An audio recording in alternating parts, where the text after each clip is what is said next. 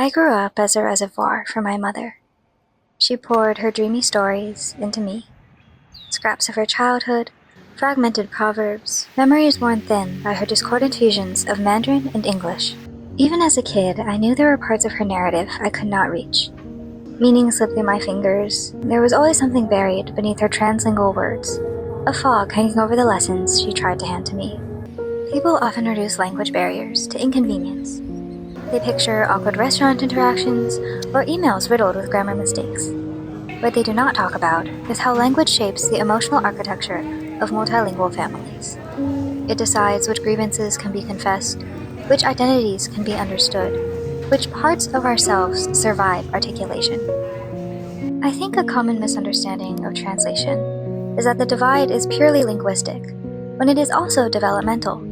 My parents and I were raised under entirely opposite social, political, and cultural conditions.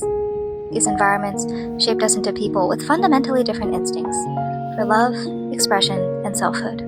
My parents were raised in a world where survival depended on conformity, and where identity was shaped by duty, social stability, and family obligations, rather than personal fulfillment. I, on the other hand, grew up in an environment where selfhood was valued above all else. In my family, our struggle to understand one another extends far beyond our conversations.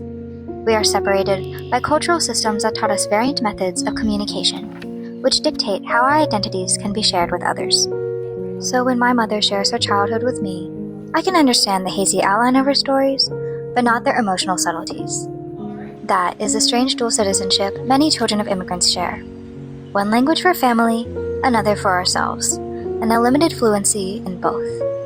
We inherit our parents' histories without inheriting the vocabulary, cultural or linguistic, needed to properly preserve them.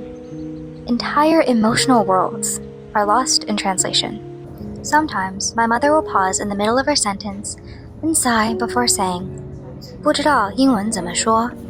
I don't know how to say this in English. While a textbook translation for her words may exist, there are feelings inlaid upon the Mandarin that are partially closed off to me.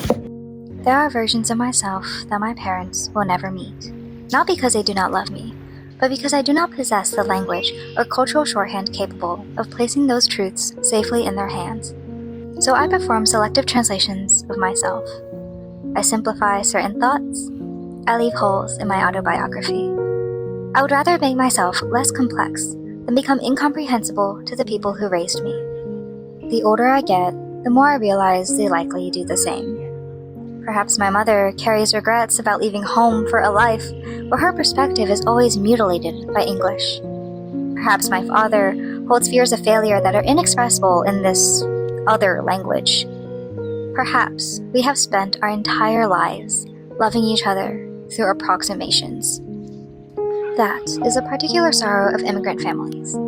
Realizing love and understanding are not a package deal. My parents crossed oceans and erased pieces of themselves so I could inherit a future expansive enough for freedom. But freedom creates its own discrepancies. The more I fully embrace myself, the harder it feels to translate the more colorful pieces back to them. One day, the stories trapped inside my parents will disappear forever.